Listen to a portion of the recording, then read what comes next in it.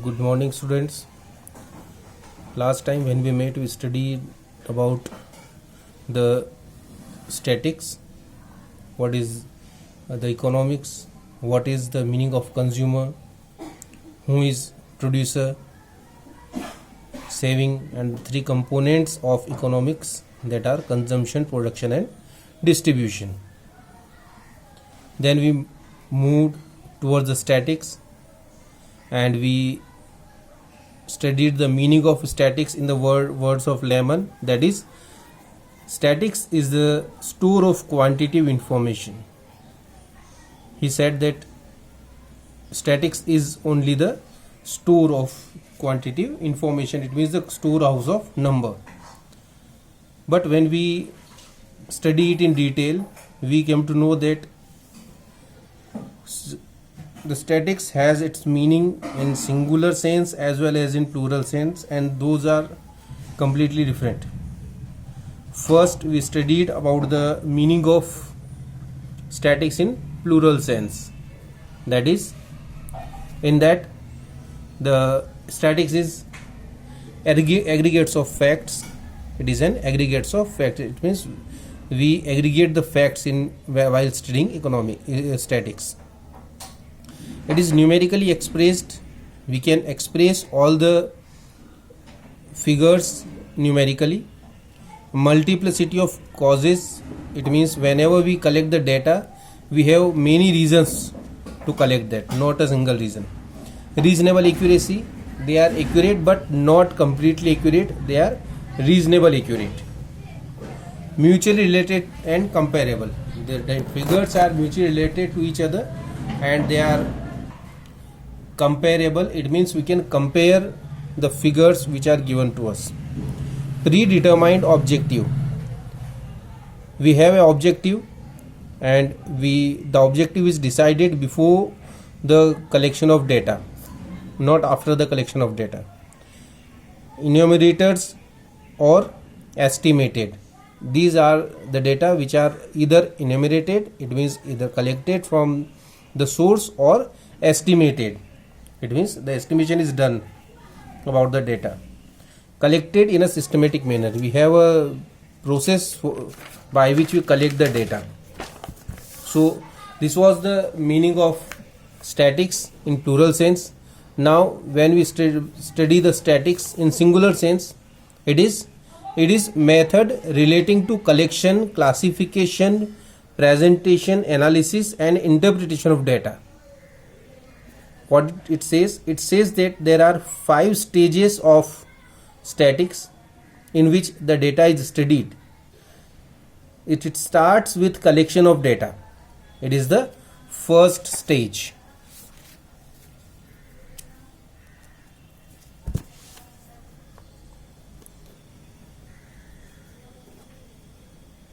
Stage 1, that is collection of data. Statics is a method. What is it? It is a method in which we follow some steps. The step 1 is collection of data. Stage 2 is classification of data. It means what we do, we classify data, we distribute data. Then stage 3, that is presentation of data. Presentation, it means to show data to other. Then we have the 4th stage, that is analysis of data. Analysis of data. And then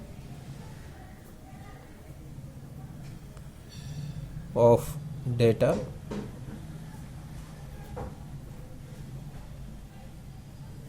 And then we have the final stage, that is interpretation of data. It means to find some conclusion from the data. Now how all these are done?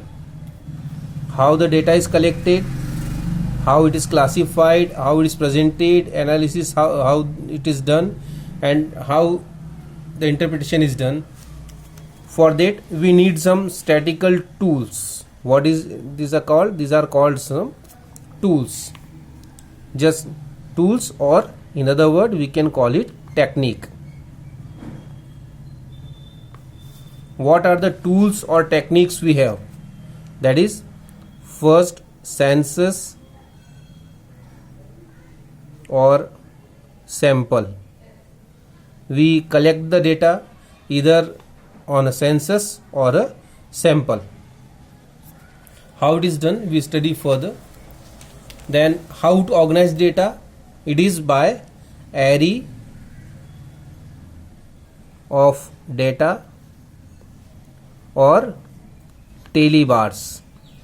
You have studied talybars when you were in class 4th, 5th, 6th, and till that time you are studying regularly all these things, so you are very much aware about that what is talybars. Then how to present? These are presented in the form of tables, graphs, or diagrams. Then the fourth stage, that is analysis. How analysis is done? It is done by percentage, averages, correlation, regression, and all these things. And then how it is interpreted? It is interpreted by the magnitude of percentage, averages, and the degree of relationship between different economic variables. So we, in this book, we study all these things, especially the talybars, census, sample, talybars, table, graph, diagrams, percentage, averages. All these are there which we study in this book, so that we can study the data. It is important to study the data in a proper way, so because economics is totally about data. If you can study the data properly, you can get any conclusion from the economics.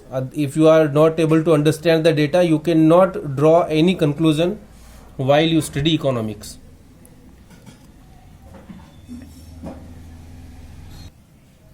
Scope of statistics. What is the scope of statistics? It is can be expressed by the following items. That is, about first one is the nature of statistics, then the subject matter,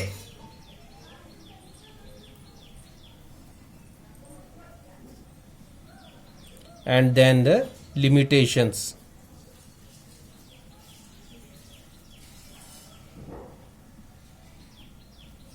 So we need to study all these. First, the nature of statistics. What is the nature of statistics? It is, when we study the nature, what we find that it is an art as well as a science. Why it is an art and why it is in science? It is an art because we need to draw something, we need to face the real life problems like unemployment, poverty, education, status of people in society. We study all the issues which are related to arts. With this, now what we do to find a conclusion? What we do? We study those data and we analyze the data by with the use of percentage, averages, correlation, and all other things. So now all these are the parts of science. These are there we use the mathematics, and it is a part of science. So when we collect the data, that is an art. When we analyze the data, that is a science. So when we study the nature of science, we can say it is an art as well as a science. Now, subject matter of statistics. What is the subject matter of statistics? What is in that? When we study, we find that statistics is can be divided into two parts. First one is descriptive statistics. Second one is inferential statistics. Now, what is descriptive statistics and what is inferential statistics? Descriptive statistics is the statistics when we analyze the data by the use of percentage, averages, and other measures of central tendency. When we use all these, what we do, we describe the data. So it becomes a descriptive subject or descriptive statistics. Now we come forward to inferential statistics. When we come to the fifth stage and we find out the conclusion with the use of some mathematical procedures, at that time we can call the statistics as inferential statistics. Now we move forward to the third stage, that is the limitations of statistics. Every subject have some limitations. No one is perfect. So what are the limitation of statistics? Statistics must be regarded as an instrument of research of great value, but barring severe limitations which are not possible to overcome. This was said by Newsham about the limitations of statistics. Now, what limitations we find when we talk about the statistics? First one is that it is just the study of numerical facts. What it is? It is just a study of numerical facts. Then study of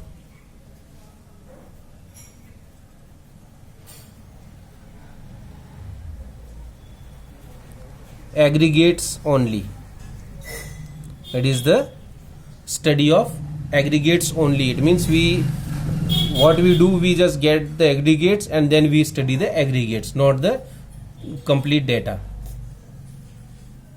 It means whenever, suppose we are talking about the salary of teachers, we collect the data from all the teachers of school, but we are not going to study the data given by each teacher. What we do, we find out either the average salary or the total salary, and then we study, or then we find some conclusion from that there.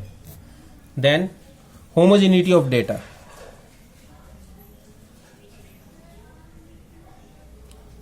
Whenever you want to study statistics in a proper way, you need homogeneity of data. It means there should be a homogeneity. Data should come from the same type of sources. It may not be the case that the data is coming from different type of people. So that is an essential requirement. Then results are true only on averages. Results are true only on averages. We can get the complete result, true result, but they are only on averages, not the exact data, exact result. Then without reference, results may prove to be wrong. If we have the wrong reference, or we don't have a reference and we just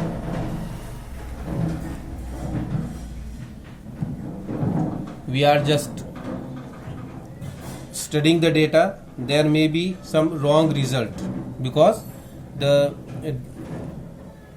reference is not correct. Then can be used only by the experts. The data which is presented by statics, that can be used by experts. It means no one can understand the whatever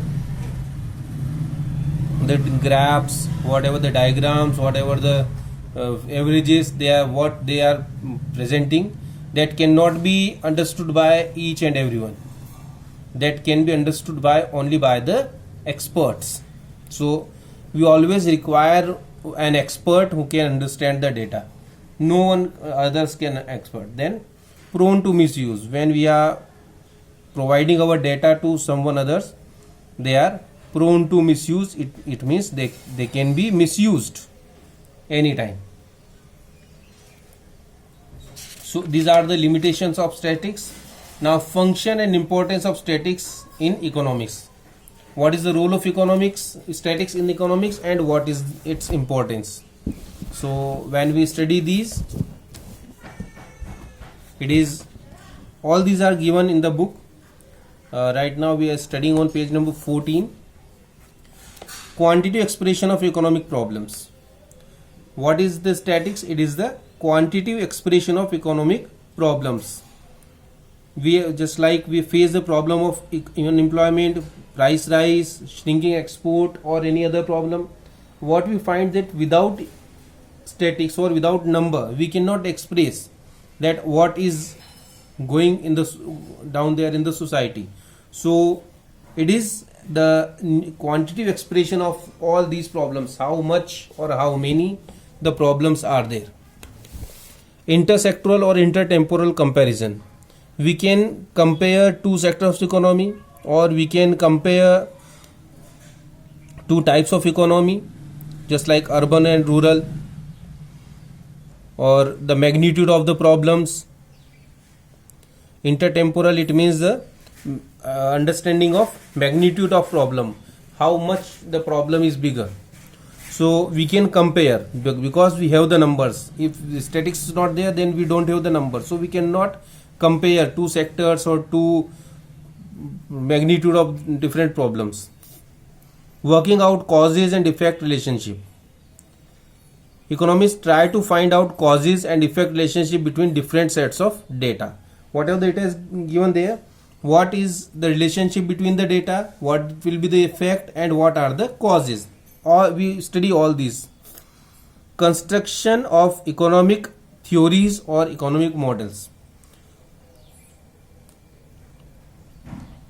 Established static relationship between different sets of statistical data are called economic theories. Whatever the economic theories we have, they are we could reach those theories because of the statistical data. So statistics is very much important to get the conclusion in economics. Then economic forecasting. What the conditions are to be going, or what conditions we are going to get, we can find forecast about that while studying statistics. Formulation of policies. Government can prepare the policies for the country if they have the knowledge of statistics. Otherwise they will not be able to formulate the policies. Economic equilibrium, to come out with the economic equilibrium and to maximize the profits and maximize the satisfaction. It is very important for us to understand the statistics. Now, how much significance statistics have in the economics? To understand that, we should consider the words of Marshall. What he said: statistics are the straws out of which I like every other economist have to make bricks. So this is very important for to understand economics. So this was our first chapter in statics. Now you will be getting some questions to solve. Some questions are given here in book itself. So you should find out the questions in the book, and you can mark your homework, what you need to solve, which questions you need to solve. The concept of question must be solved all. Short answer type question, here you can solve the question number 4, 6 and 11. Among the long answer type questions, you can solve first and fifth. This much questions you need to solve in this chapter. When we meet next time, we'll start the next chapter, that is collection of data. So what are the steps of collection of data, and what are the ways to collect the data? So you should go through the chapter so that we can, when we study, you are able to understand it easily. Thank you.